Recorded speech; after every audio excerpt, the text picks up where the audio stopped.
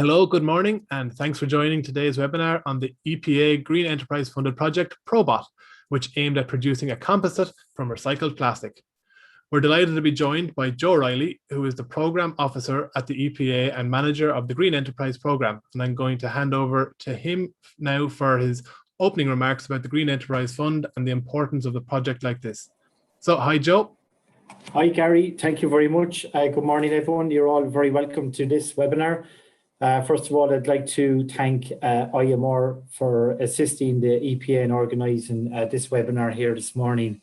And I'd also like to thank IMR and IComp for agreeing to present the findings of their Green Enterprise Research Project. The Environmental Protection Agency started a series of webinars last year to provide an opportunity for those that had carried out research projects, an opportunity to showcase their events, and it's also an opportunity for us to find out what happened during the project, lessons learned, etc.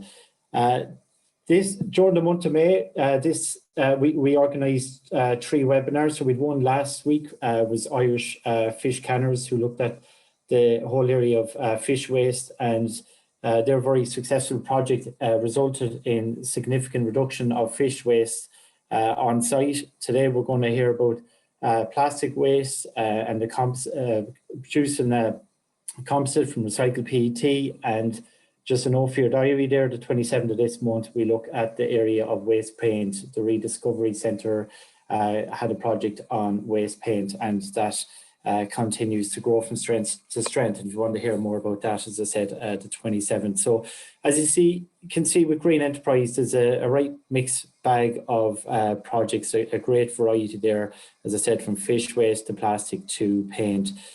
Most of you are probably aware at this stage of what Green Enterprise is, but if you aren't, it's an annual funding programme.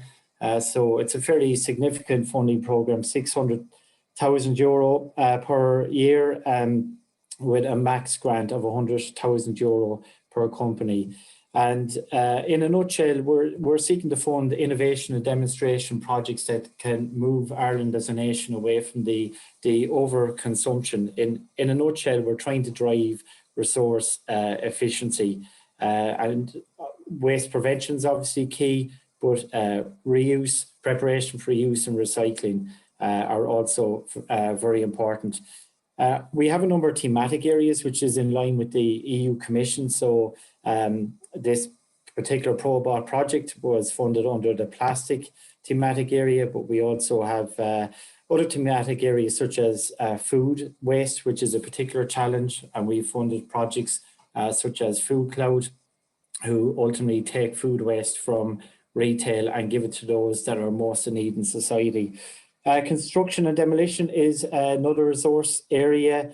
By waste category, it generates the highest volume or tonnage of waste, and this is a particular area of interest. And also then our final thematic areas under the resources and materials category. So we're looking at and textiles.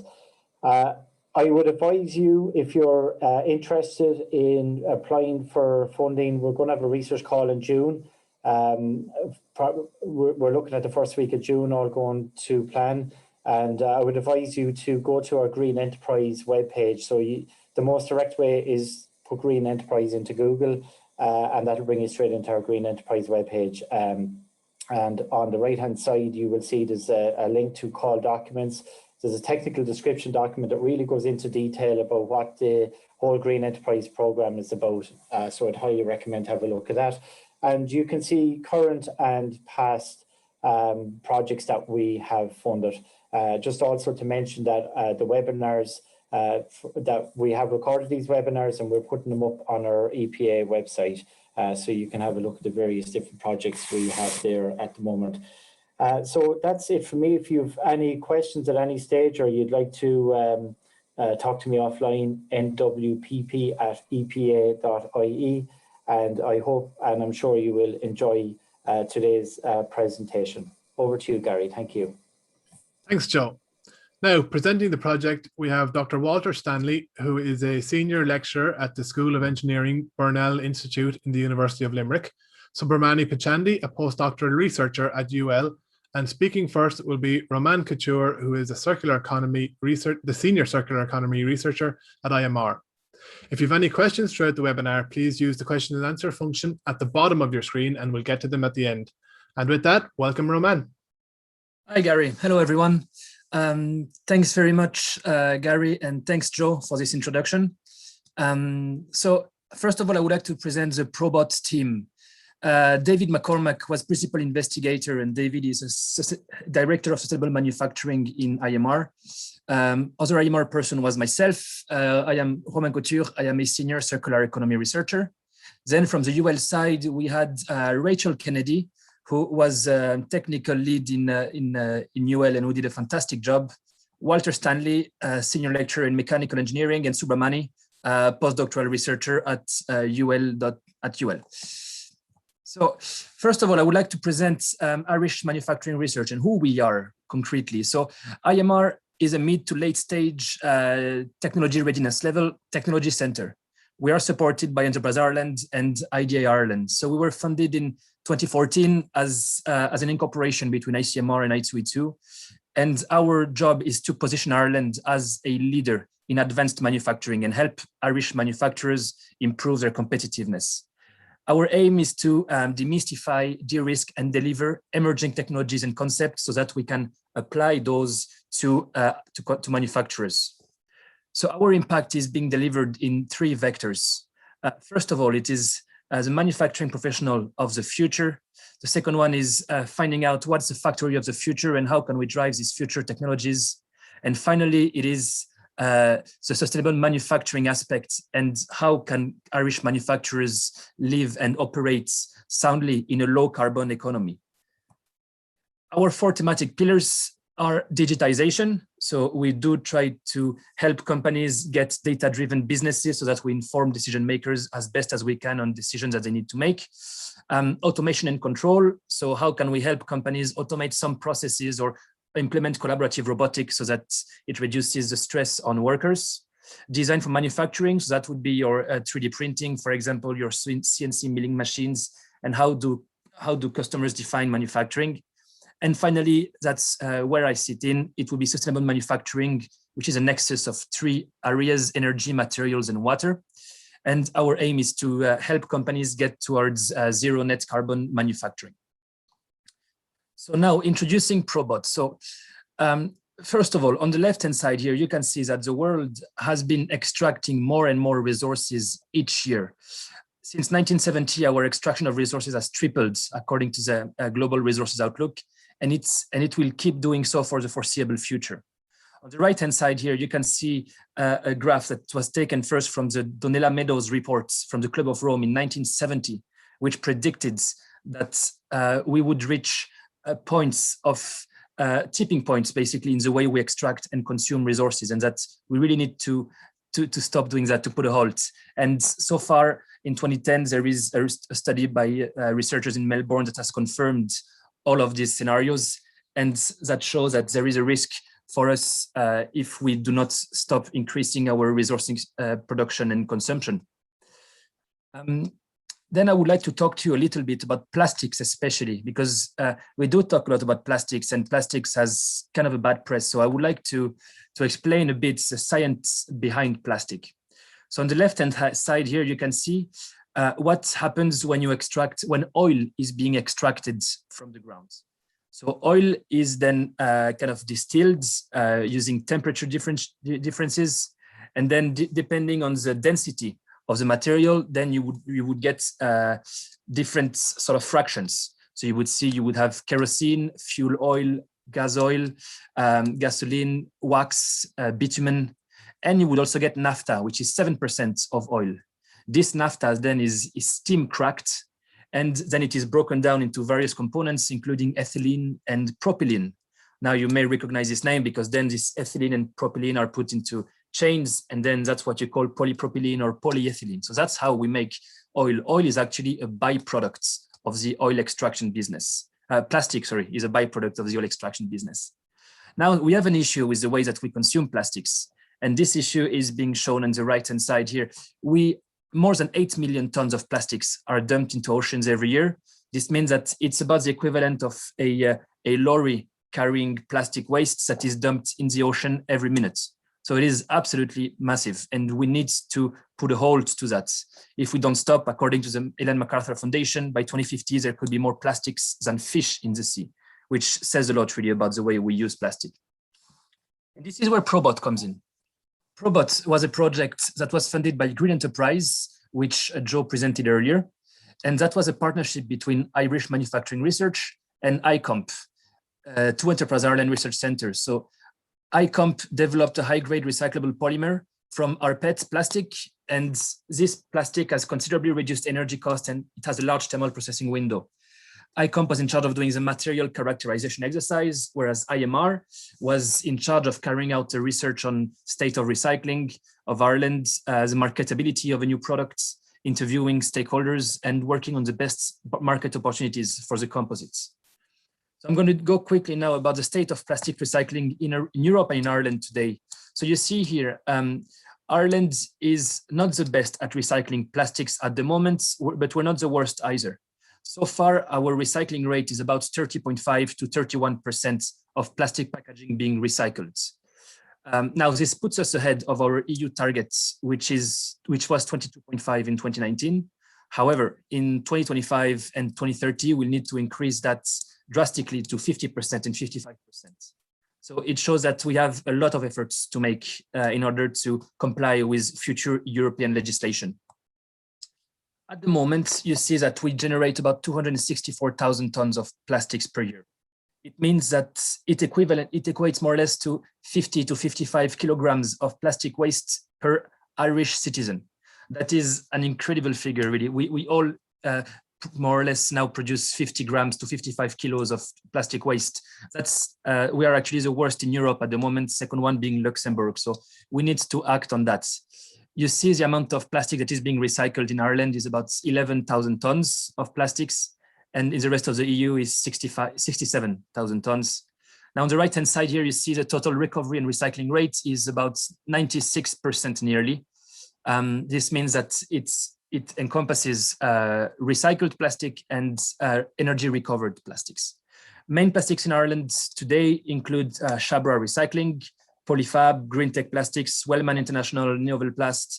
There is several others, but those are the main actors that we have today on the market.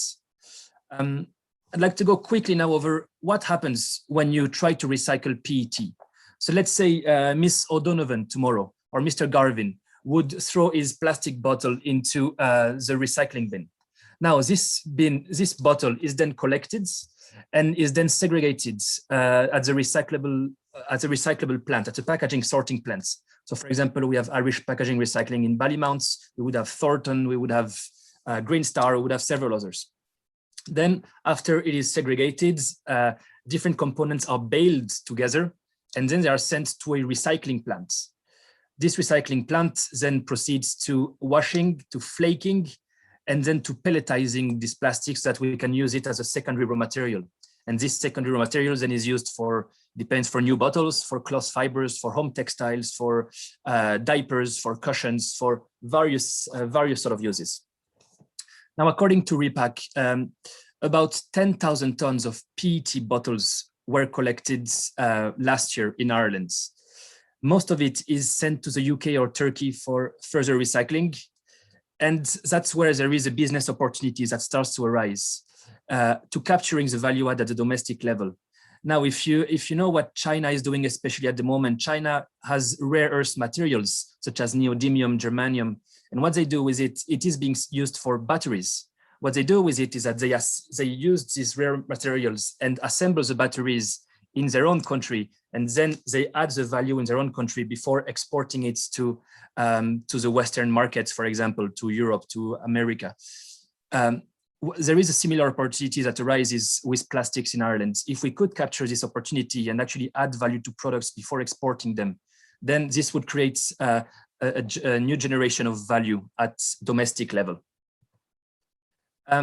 Now, where does this project fit in a circular economy? So Serpent is the composite that was produced in the PROBOT project. So it fits because, first of all, in terms of sourcing, it works with sourcing secondary raw materials. And there is a design for sustainability. We incorporate recycled materials at design stage, and we design a product with that. At manufacturing stage, you can reduce the manufacturing waste with a wider thermal processing window that allows for more leeway. And Walter and Subramani will tell you a bit more later about this. Now, there is a use phase of the product as well, because this composite has a very long life cycle. It is extremely robust, and therefore it can be used for a long time. And finally, at the end of life, Serpent is fully recyclable, and therefore it can be put back into the loop, and we can then recycle it. So now I'm going to pass it on to my esteemed colleague, Walter Stanley and Subramani, who will tell you more about the material characterization exercise that happened during this project. Thank you, Romain, my dear French colleague. Welcome to my COVID bunker in Limerick. I'll talk to you a little bit about the genesis and the origins of this project. Now, let me get it straight. I'm not anti-plastic engineer per se, as they have amazing and unique properties that are essential in major emergencies around the world when people need, for example, water to sustain life. So they have amazing properties, but I have a major concern about the single use of PET, especially plastic bottles, and that's my major concern and my raison d'etre at the moment. So recycled PET is being used to low commercial values or products such as in nappies and duvet fillings and so on and so forth. But what we wanted to try and do is increase the higher value added product to it. And to do this, we looked at composite materials. So we all know about engineering materials, I think, that they're homogeneous and isotropic and that they're the same in every part of the material and they've got the same material properties in all directions. But when it comes to composite materials, well, a composite is a solid material that results when two or more physically distinct substances, each with its own characteristics, are combined to create a new substance whose properties are superior to those of the original components in a specific application. So the term composite more specifically refers to a structural material such as a plastic within which a fibrous material is embedded.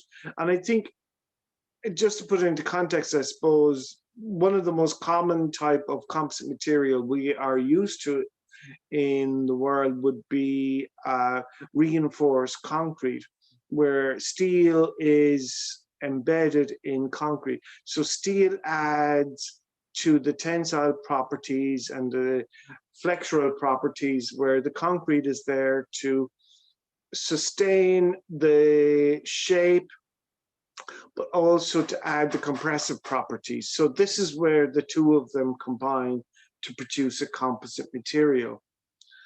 So we're looking at a composite material developed from recycled PET. And so we've got a high strength core PET material, and it's in a fibrous material, so it's got a high length over diameter ratio, so increasing its specific properties because the long chain molecules are aligned along the length of the fiber. So in the fiber direction, the axial direction, the properties are significantly increased. But we've surrounded that now by a lower melt sheath of a lower melting sheet that's got a temperature that melts lower than the core. So when we melt it, the sheet melts and the fiber stays intact. So if I look at the production process, we stack these sheathed fibers and we put them into a hot press. And so the hot press will heat the sheet preferentially and then apply a consolidation pressure. And that then will compact the melted sheet and fibers into a final composite. Now, this is due to a conventional conduction heating, but we can also do this due to radio frequency heating, which I'll talk about later on, where we put in susceptors into the sheet that will melt very, very quickly using radio frequency, like a microwave, but at a different frequency, that will melt them rapidly, and we can make a composite material. And for that, we have received a patent recently. And so I'll hand over to Subramani to talk about the raw materials. Thanks, Walter. Good morning to everyone. In this project, we developed two self-reinforced polymer composites from PET. One is from virgin PET and another from recycled PET. So these pellets are purchased and this PET will be in the core. And for the sheath, low melting sheath, we used polybutylene terephthalate and polyethylene terephthalate glycol. It's a PET, both are like a PET derivatives only. So all these pellets are purchased from the market. So in this project, we did a mechanical characterization and a thermomechanical characterization of the materials, final composites. For mechanical tensile testing, flexural testing, compression testing, and short beam shear test is carried out.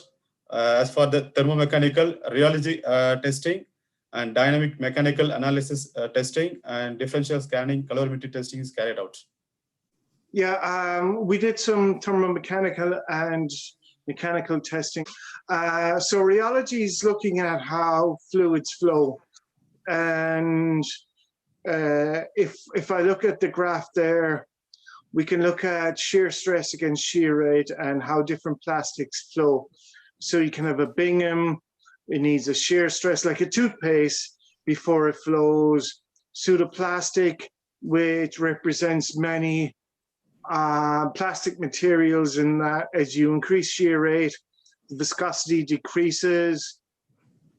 Newtonian, like water, they've got a no change in viscosity, and dilatant or shear thickening. A common example might be starch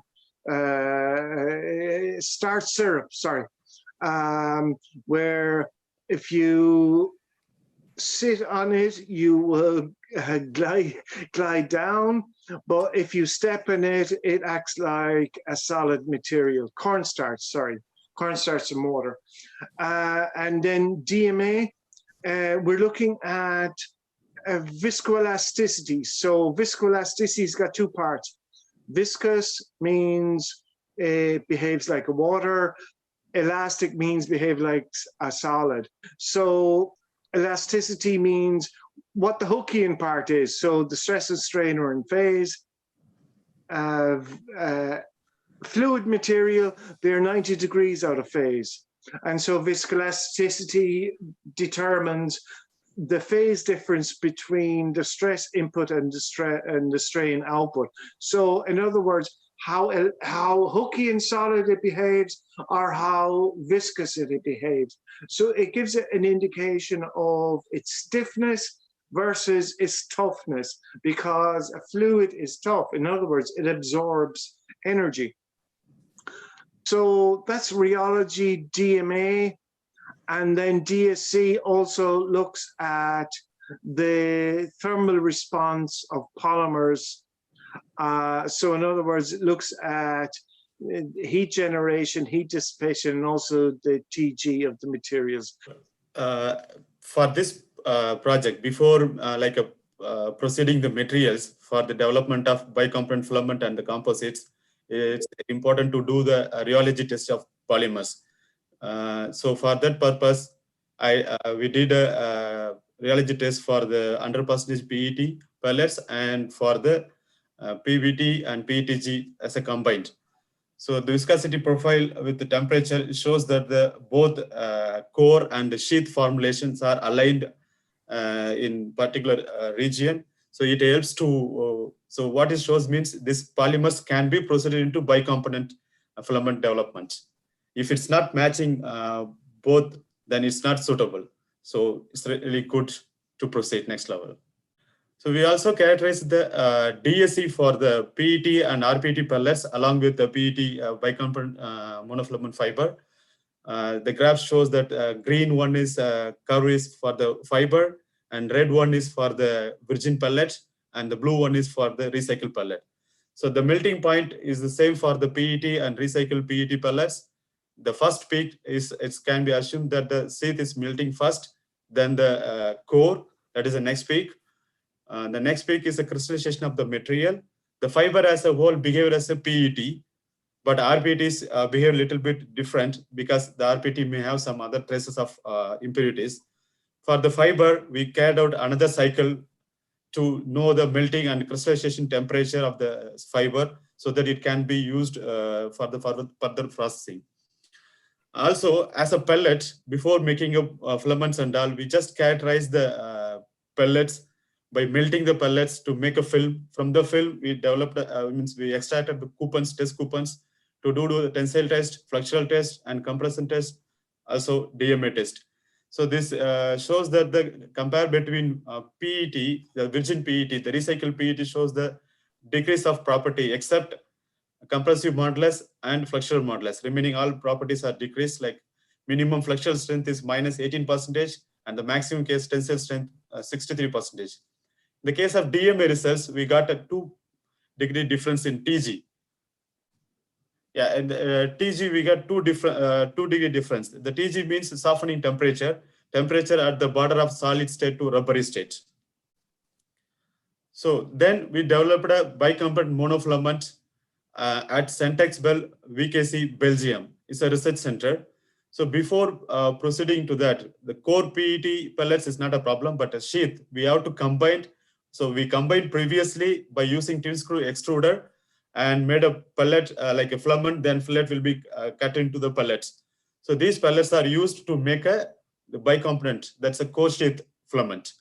So we got a fiber diameter 290 to 300 micron. The fiber titrate. The titrate is the product of the cross-sectional area of the fiber and the density of the material. So it's measured in a decitex. It's a 870 to 890. Decitex is a grams per 10 kilometer of yarn. So it's a direct measurement of linear density. So the strength, fiber strength we achieved is 43 to 50 centinewton per tex.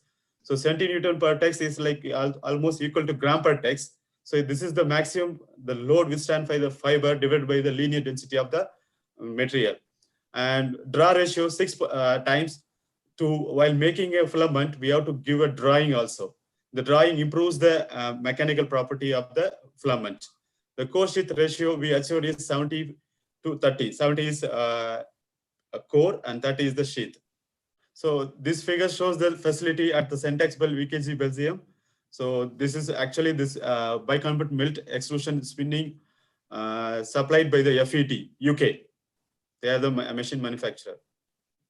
The next process is the monofilament. What we produce is big size bobbin, like more than 1 kilogram. So this monofilament need to be combined for the weaving purpose. For that purpose, you see the left-hand side figure, it shows the proprietary process. So we combine 15 filaments into one and wound on the small bobbins. These small bobbins used to make a war beam, middle one. This is the war beam. Then also, so this war beam will be used to develop a fabric.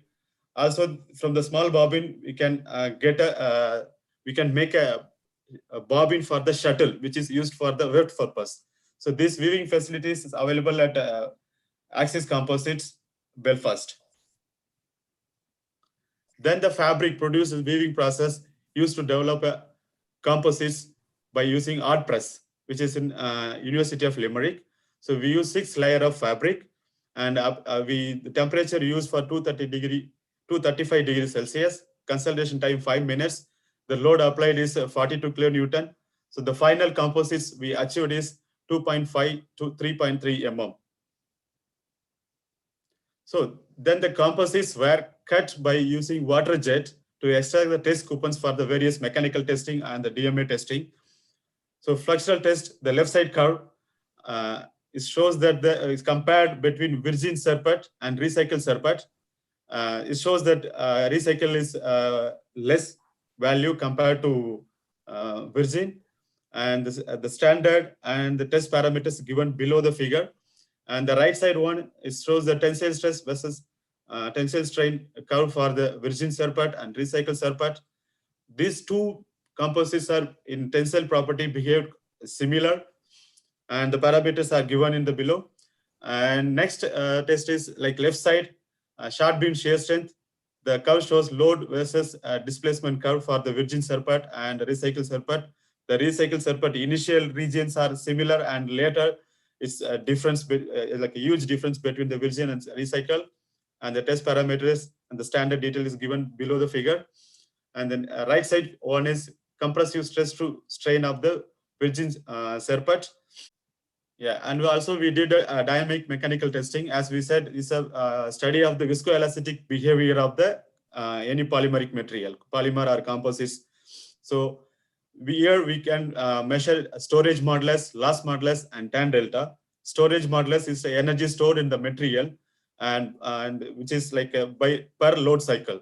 So it's like we can get a stiffness detail in this storage modulus. So this shows the virgin Serpent and recycled Serpent are behave close. And next, loss modulus. Loss modulus is energy loss during the per load cycle, and it shows the physical property changes, because in this stage, by applying the temperature, we are applying like 180 degrees Celsius at the rate of 3 degrees Celsius per minute. So that cues the melting and molecular rearrangement in the material. So that releases the energy. So that is calculated by loss modulus, and is compared, and it shows that recycled pellets composites are behaved bit lesser than the virgin Serpent. And tan delta is a ratio of loss modulus to storage modulus. It's also called dampness of the material. So it's a midpoint between glassy and rubbery state. Again, by comparing the virgin and recycled, there is a huge significant difference in the behavior. So these mechanical properties are compared in a table, and we calculated the difference. It shows that tensile properties are tensile strength 7.1% increase for the recycle, and sword modulus, tensile sword modulus 21.6%, elongation 7.4%. In the case of fluxural properties, all the properties are decreased, like strength is 52% less compared with the virgin Serpent. Sword modulus 34% less, fluxural strain 28% less. In the case of short beam shear strength, the recycled Serpent got a good, like a 3.5 times higher than the virgin Serpent. In the case of storage modulus, as we said, is almost similar, like minus 0.7% difference only. Loss modulus we got for the recycled Serpent minus 32% less, and the TG wise like 26%. So next, what we did is like we compared the composites developed in the PROBOT project with the commercial one. Commercial, like here we use curved PP and unreinforced virgin PET. So you can see the table compared to curved PP. So the Serpent virgin one is like showing good property and almost equal in some cases. And in case of Serpent, is a less commercial material, commercial composites. But what we developed in this project is a batch-wise material. So each stage we have to do a trial and error and make a material out of that. And finally, we got this result. But when we go for the industrial scale, like a curved PPP, we can achieve the better results in the this by using this concept.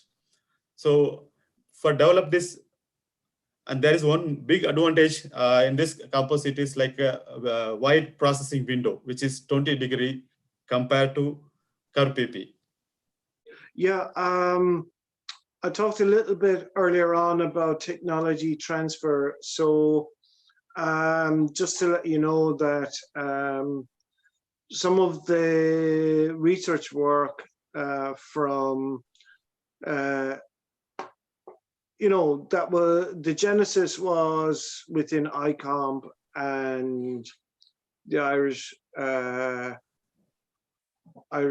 Composite Centre, and funding by Enterprise Ireland and the EPA. We just received our patent on the heating of polymeric materials. So this is based on the introduction of susceptors.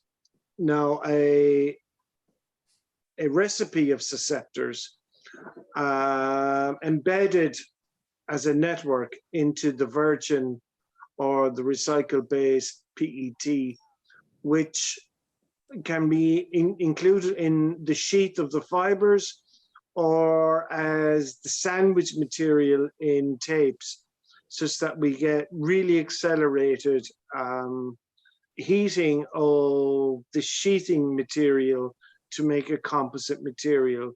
So these can be then, these susceptors can be included in the bicomponent fiber and to make a pre-consolidated thermoformable sheet that could be manufactured in an OEM and then shipped out to an end supplier, such that it could make it really, really commercially viable to make it a really rapid heating process compared to conduction within a hot press. And the basis of that then was a exclusive license agreement with Taft Composites Limited, a Irish SME, who will hopefully take this onto the further sort of TRL point, such that they can make it into, for example, automotive or agricultural components, such that they can replace heavier metallic materials. Yes, thank you very much, Walter. So now I would like to tell you a bit about the business case of doing such a composite. So first of all, here you see in front of you the price of recycled PET here, which is which was at the time when we were doing the project. Currently, well, last month it was about 250 euros more or less, but in January it was 170. So what I want to show here is the volatility of recycled PET and the price it has on the market, and therefore the importance to foresee basically future market trends and stock up whenever there is cheap rPET on the market, so that you can actually recycle and have a cheaper composite to make, basically.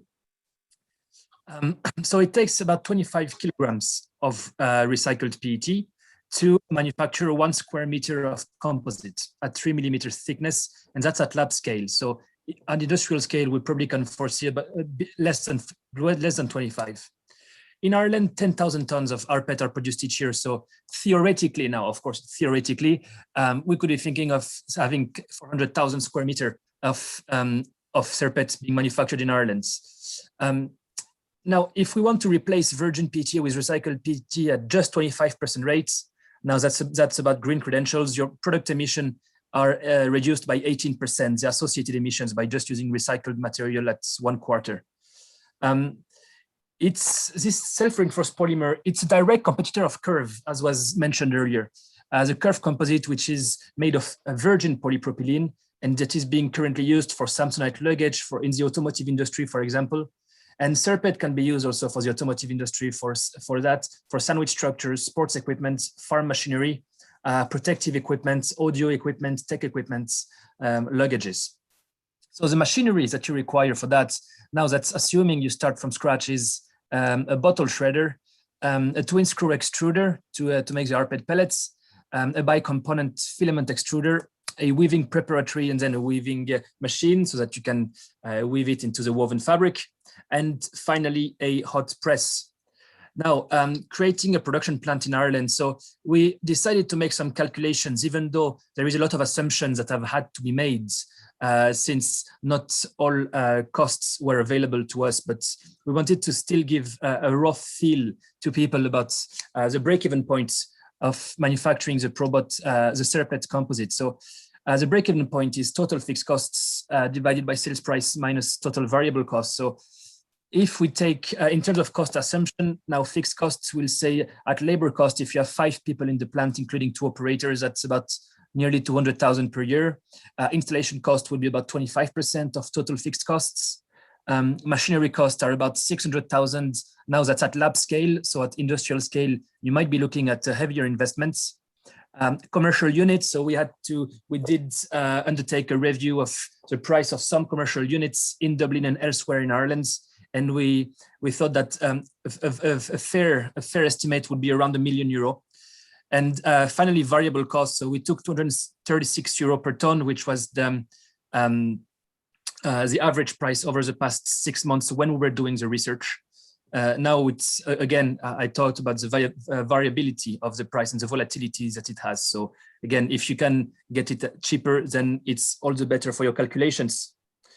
In terms of sales price, curve, we wanted to base ourselves on the price of curve, basically, of the curve composites, to be able to have to compete against such a material. So curve is currently about double the price of GMT, which is a reinforced polymer as well. So all in all, we said that a good price to aim for would be around 1,000 to 1,500 euro per ton at wholesale price, to be able to match the price from curve. Now, for our calculations, we took the price of 1,000, which is the most conservative estimate, in order to be able to give people a ballpark figure that would not be too good, actually, but that would be more accurate, that would represent the reality, really.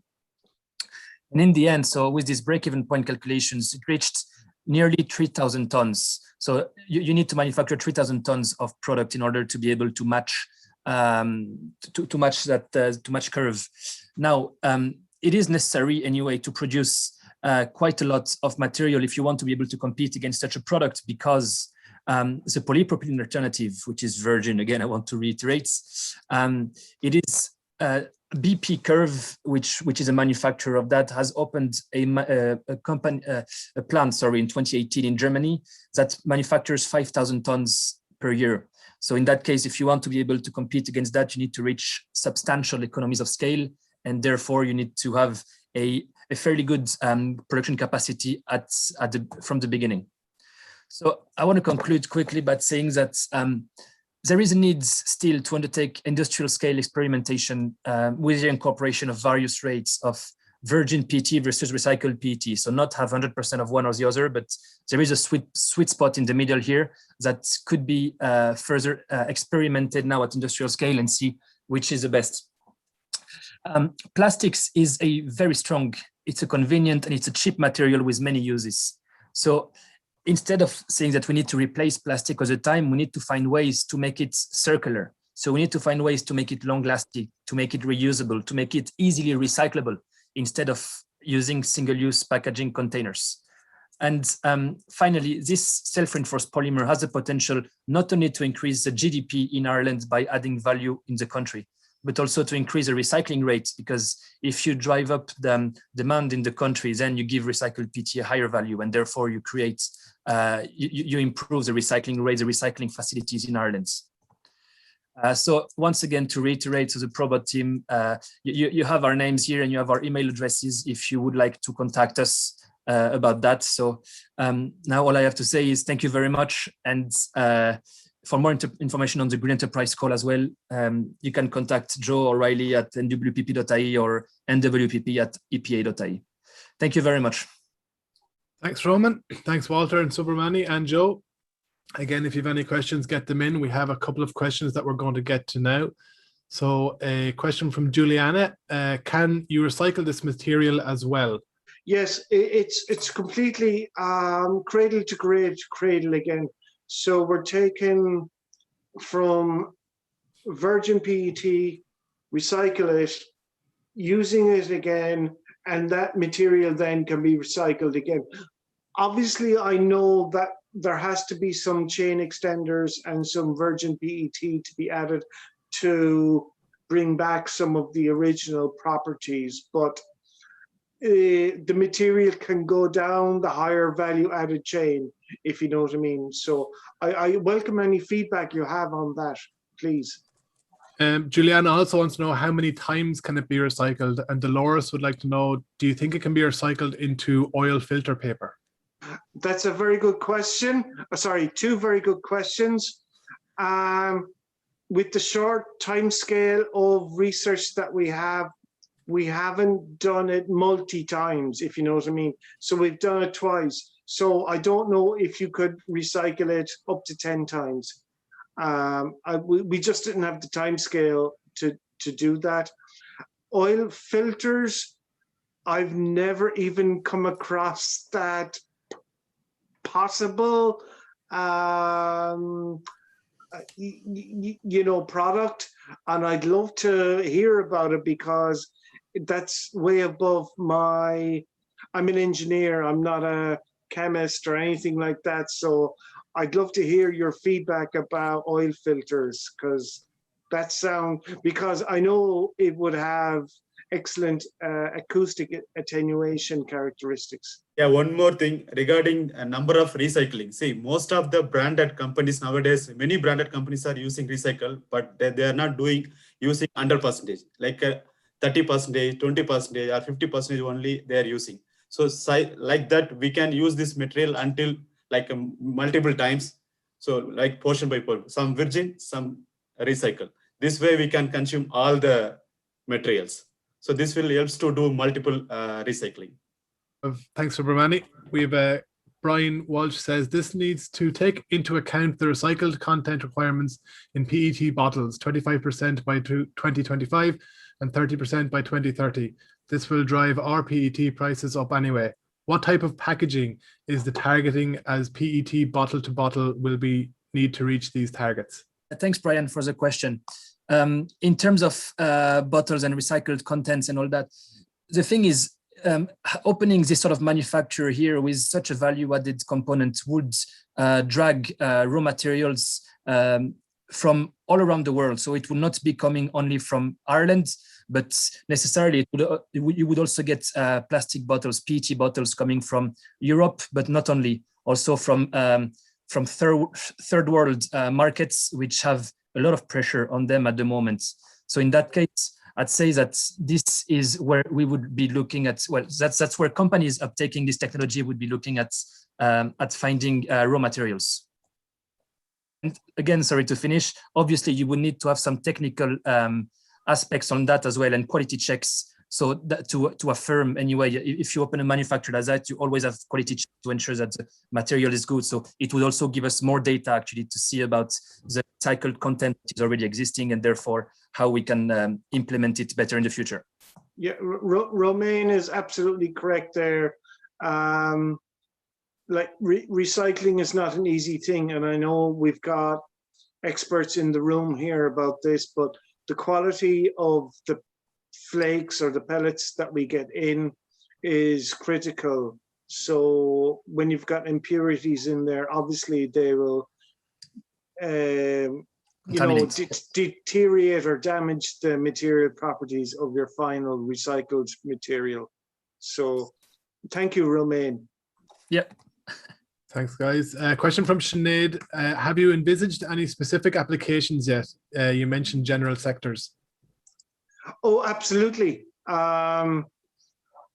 We've had several targeted industries. Obviously, we want to target perhaps a commercial competitor, which is Curve, which is currently, if you go into your high-end store, like, well, okay, in Limerick, I'd say Todd's, but it's Brown Thomas now, or wherever you get your Samsonite made from Curve polypropylene luggage cases. They're really, really expensive.